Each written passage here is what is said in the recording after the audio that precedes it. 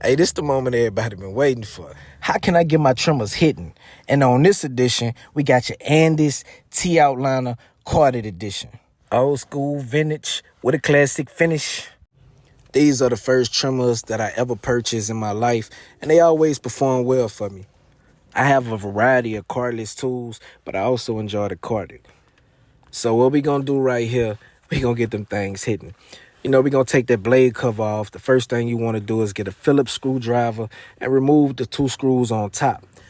But as you're removing the second screw, make sure you hold the blade because you don't want the blade to fall and destroy the blade before we get started. Once you remove the top blade, you want to just check inside the trimmer itself to make sure everything is intact.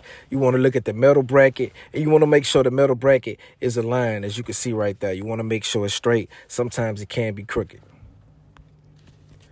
So, man, the whole object to getting the trimmer the sharpest, the most crispy, if you want that ash line, if you want to tap and go, if you want to produce the best picture possible with the less effort and risking cutting your client's skin, you want to get that thing set properly.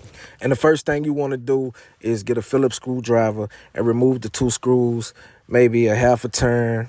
And you want to make sure everything is aligned, especially on the plastic bracket underneath the cutting blade.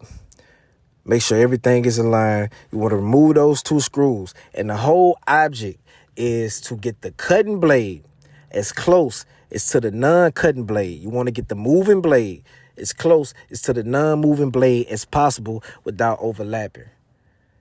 A lot of people achieve this in different ways on a flat surface, on a mirror. I choose to eyeball it. You want to make sure everything is loose, and you want the cutting blade as close as to the non-cutting blade as possible. Remove the 2 screws a half a turn. You may have to do this upwards to 5-6 times to get it to your liking. And once you think you got it, the set that you desire, run your finger across. If it snag your finger, it will cut a client. You do not want to cut a client. And you just keep adjusting until you get it to your liking. Be sure to don't move and take the screws out too much.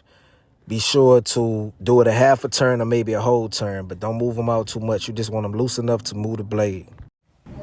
And once you get it to your liking, you put the screws back, use the same steps, put everything back, turn it on as you can hear the power. Everything is running fine. Make sure you inspect the clipper to make sure you don't have no loose ends or nothing shaking or moving.